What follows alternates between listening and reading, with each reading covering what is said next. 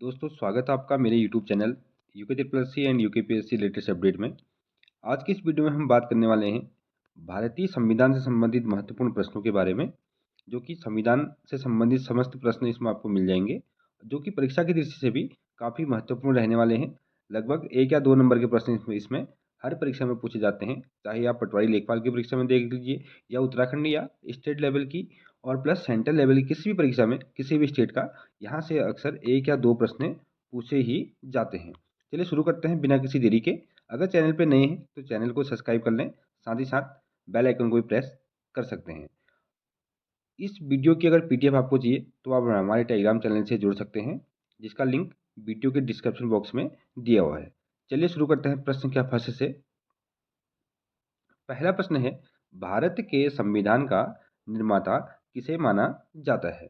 तो यहाँ से दोस्तों 4 ऑप्शन है, जवाहरलाल नेहरू, महात्मा गांधी, भीमराव अंबेडकर और बीएन राव। करेक्ट आंसर बन जाएगा यहाँ से हमारा ऑप्शन सी, भीमराव अंबेडकर जो हैं ये भारत के संविधान के निर्माता इनको माना जाता है। अगला प्रश्न है, संविधान पांडुलेखन समिति का निम्नलिखित में से कौन सदस्य नहीं था? जहाँ पूछ रहा है कि सदस्य कौन नहीं था, तो यहाँ से दोस्तों जवाहरलाल नेहरू जो जाएंगे हमारे करेक्ट आंसर हो जाएंगे, यानी कि के एम मुंशी, ए के अय्यर और मोहम्मद सादुल्लाह जो थे ये तीनों इसके मेंबर थे। अगला प्रश्न है, भारत का संविधान कब लागू हुआ था? तो दोस्तों 26 जनवरी 1950 को भारत का संविधान लागू हुआ था। ऑप्शन यहाँ से करेक्ट आंसर बन जाएगा।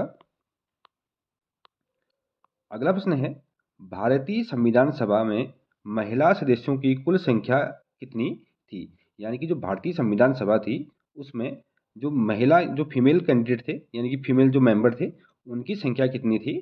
तो यहाँ से ऑप्शन हो जाएगा हमारा ऑप्शन डी, 15 यहाँ से हमारा करेक्ट आंसर बन जाएगा।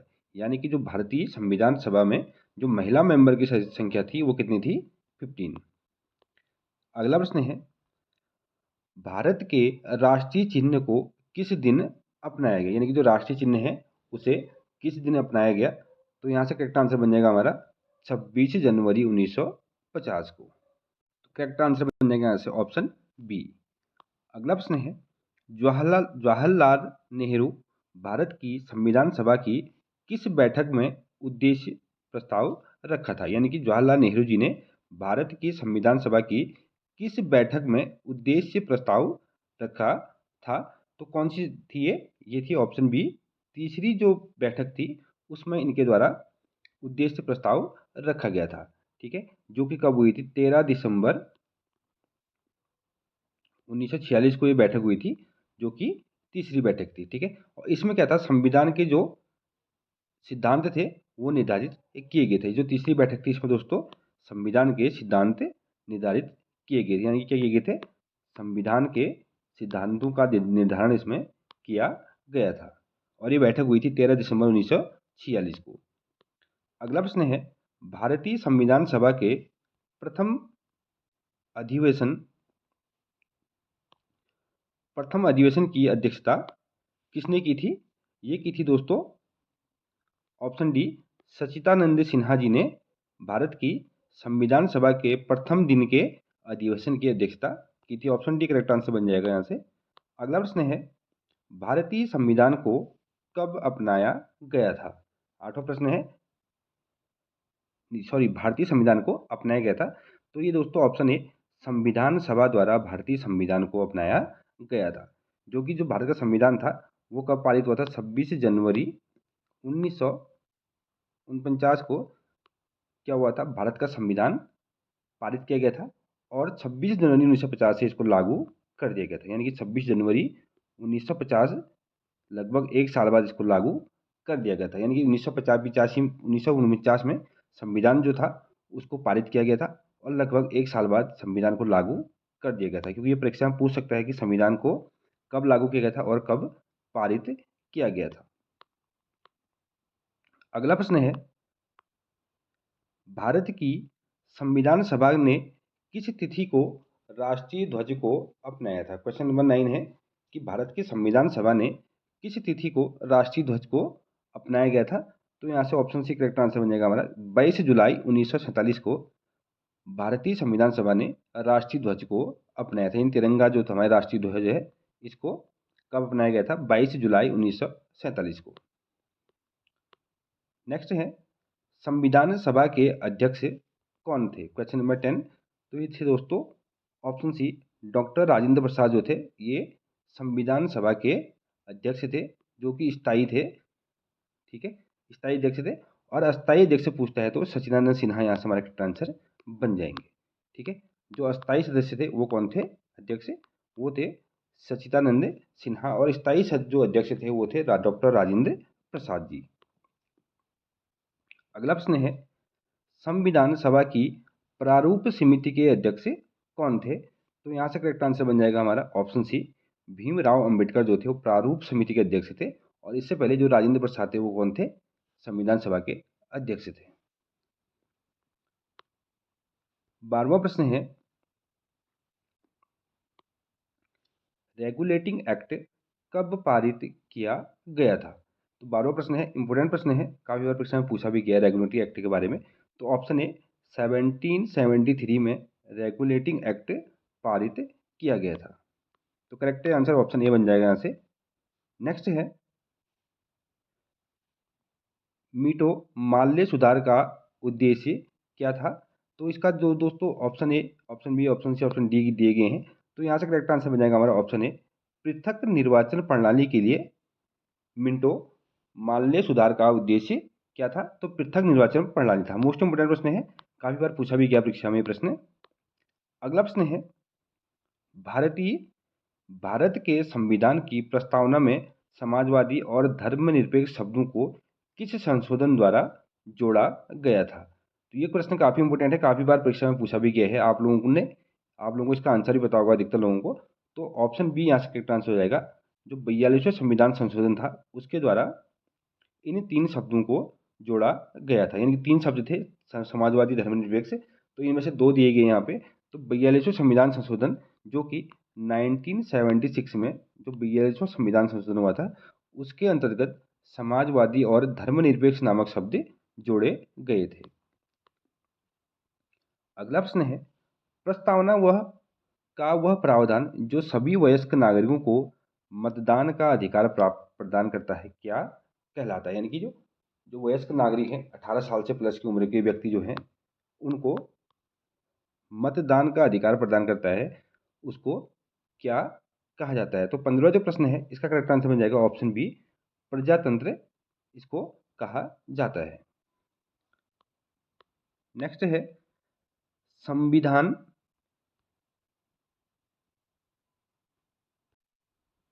अगला है, संविधान की उद्देशिका फर्स्ट का संशोधन कितनी बार किया गया है? यहाँ से ऑप्शन सी करेक्ट आंसर हो जाएगा। अभी तक संविधान की उद्देशिका में जो संशोधन किया गया है वो केवल एक बार किया गया है, जिसमें कि जो 42वां संविधान संशोधन था 1976 में, जिसमें कि धर्मनिरपेक्ष और वो शब्द जोड़े गए थे। तो उसी समय एक बार इसमें संशोधन किया गया है। तो करेक्ट आंसर क्या बन जाएगा? ऑप्शन सी, 42वां संविधान संशोधन, और 1976 में ये संशोधन किया गया था। अगला प्रश्न है, किस वर्ष भारत एक प्रभुत्व संपन्न प्रजातांत्रिक गणराज्य बना था? 17वां जो प्रश्न है, इसका करेक्ट आंसर बन जाएगा 1950 में। यानी कि 1950 में भारत का जो एक प्रजातांत्रिक गणराज्य बना था। नेक्स्ट है, किस तिथि को भारतीय संविधान लागू किया गया था? मोस्ट इंपोर्टेंट है कि किस डेट को भारत का संविधान लागू किया गया था। तो ये किया गया था दोस्तों 26 जनवरी 1950 को। और जो संविधान था इसको पारित कब किया गया था? 26 नवंबर 1949 को। अगला प्रश्न है, वे 2 शब्द कौन से हैं जिनका समावेशन 42वें संविधान संशोधन द्वारा संविधान की उद्देशिका में किया गया था? तो यहाँ से करेक्ट आंसर बन जाएगा हमारा ऑप्शन सी, समाजवादी और धर्मनिरपेक्ष जो शब्द हैं इनको 42वें संविधान संशोधन 1976 में इन दोनों को संविधान में सम्मिलित किया गया था। अगला प्रश्न है, भारतीय संविधान के किस भाग को उसकी आत्मा कहा जाता है? तो दोस्तों प्रस्तावना जो है इसको भारतीय संविधान की आत्मा कहा जाता है। तो ऑप्शन ए यहाँ से हमारा करेक्ट आंसर बन जाएगा।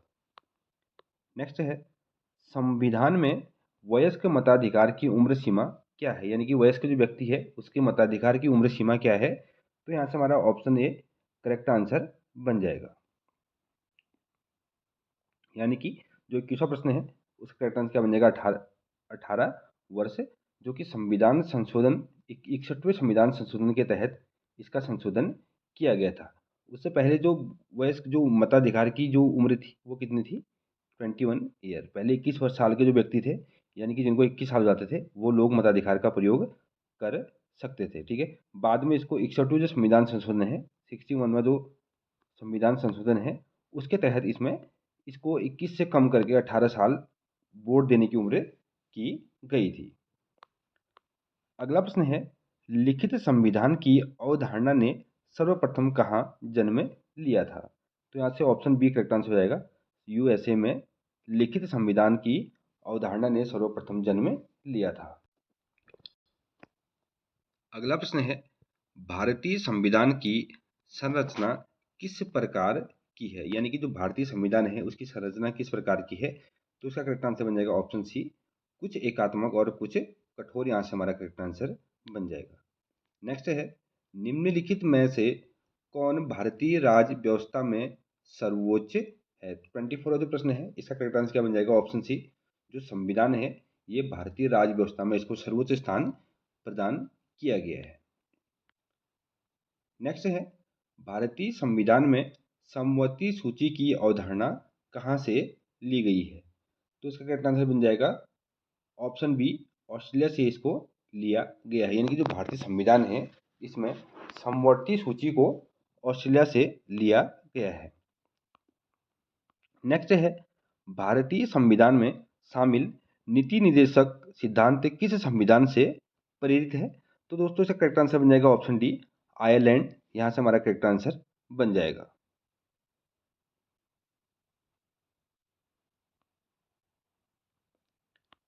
नेक्स्ट है, संविधान के कौन से भाग में पंचायती राज व्यवस्था संबंधी प्रावधान सम्मिलित किए गए हैं। तो यहाँ से करेक्ट आंसर बन जाएगा ऑप्शन डी, भाग 9 में जो भारतीय जो पंचायती राज व्यवस्था है उससे संबंधित प्रावधान सम्मिलित किए गए।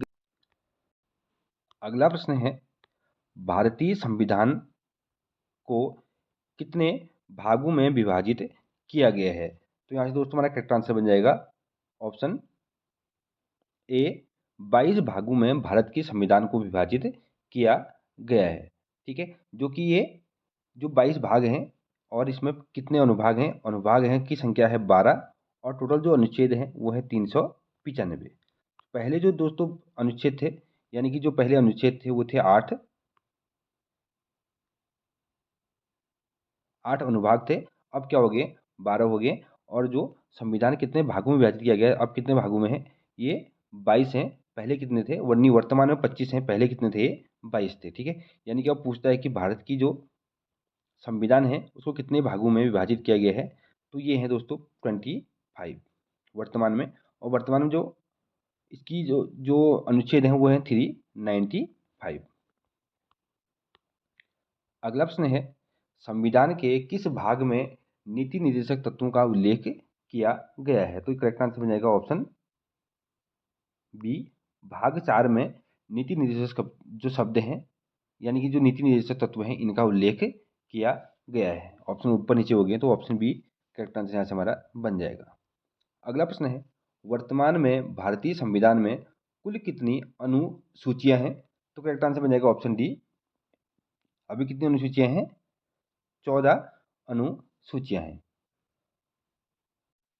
सॉरी 14 नहीं, यहाँ पे 12 अनुसूचियां, जैसे हमने ऊपर पढ़ा था अभी 12 अनुसूचियां हैं इसमें। तो यहाँ से हमारा ऑप्शन सी करेक्ट आंसर हो जाएगा। तो जो वर्तमान में जो संविधान की अनुसूची वो कितनी है, 12 अनुसूचियां हैं। अगला प्रश्न है, छठी अनुसूची में किस राज्य में लागू नहीं होती। इनमें से जो छठी अनुसूची है वो कौन से राज्य में लागू नहीं होती है। तो ऑप्शन डी यहाँ से हमारा करेक्ट आंसर बन जाएगा, मणिपुर में जो है चौथी अनुसूची लागू नहीं होती है।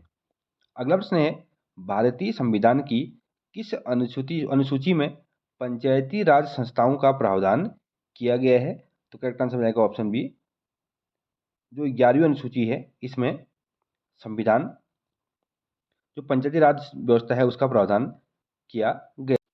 32 का ऑप्शन बी करेक्ट आंसर हो जाएगा, यानी कि 11वीं अनुसूची में जो पंचायती राज संस्थाओं का प्रावधान किया गया है। अगला प्रश्न है, धन विधेयक भारतीय संविधान के किस अनुच्छेद में परिभाषित किया गया है? 33वां प्रश्न है, इसका करेक्ट आंसर हो जाएगा ऑप्शन बी, अनुच्छेद 110 में धन विधेयक भारतीय संविधान के अनुच्छेद नंबर 110 में इसको परिभाषित किया गया है। नेक्स्ट है, अनुच्छेद 356 का संबंध किस चीज से है? तो यहाँ से दोस्तों राष्ट्रपति शासन से संबंधित है, जो कि अनुच्छेद 356 है।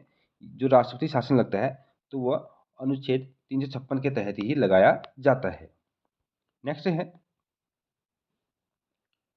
अनुच्छेद 370 भारत के किस राज्य से संबंधित था? जो कि जम्मू कश्मीर से संबंधित है, और इसको कुछ समय पहले ही क्या किया गया था, इसको हटा दिया गया है। अगला प्रश्न है, संविधान के किस आधार पर वित्तीय आपात की घोषणा राष्ट्रपति करता है? यानी कि जो संविधान का दोस्तों ऑप्शन सी, अनुच्छेद 360 के तहत यानी कि आर्टिकल 360 के अंतर्गत राष्ट्रपति वित्तीय आपात की उद्घोषणा कर सकते हैं। अगला प्रश्न है, भारत के प्रत्येक नागरिक का कर्तव्य होता है कि प्राकृतिक पर्यावरण का संरक्षण एवं सुधार, यह कथन किस अनुच्छेद में संदर्भित किया गया है? तो यहाँ से ऑप्शन बी हमारा करेक्ट आंसर हो जाएगा, यानी कि आर्टिकल 41A के अंतर्गत कहा गया है कि प्रत्येक नागरिक का यह कर्तव्य है कि वह प्राकृतिक पर्यावरण का संरक्षण एवं सुधार करेगा। तो ऑप्शन बी यहाँ से करेक्ट आंसर हो जाएगा 41 का ए। अगला प्रश्न है, भारतीय संविधान के किस अनुच्छेद में नए राज्य के प्रवेश या स्थापना का प्रावधान किया गया है? यानी कि नया राज्य जो है वो बनेगा और उसकी स्थापना करने का जो प्रावधान है किस अनुच्छेद के अंतर्गत किया गया है? ये ऑप्शन बी अनुच्छेद 2 के अंतर्गत इसको किसी नए राज्य का प्रवेश या स्थापना किया जा सकता है। यानी कोई नया राज्य बनेगा तो अनुच्छेद 2 के अंतर्गत ये चीजें की जाती है।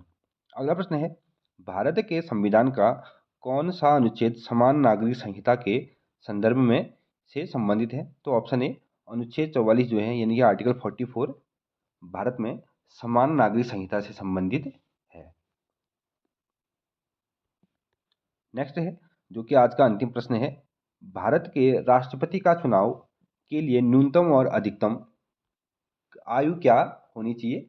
तो इसमें दोस्तों न्यूनतम जो आयु है वो 35 वर्ष होनी चाहिए और अधिकतम आयु की कोई सीमा यहाँ पे नहीं रखी गई है।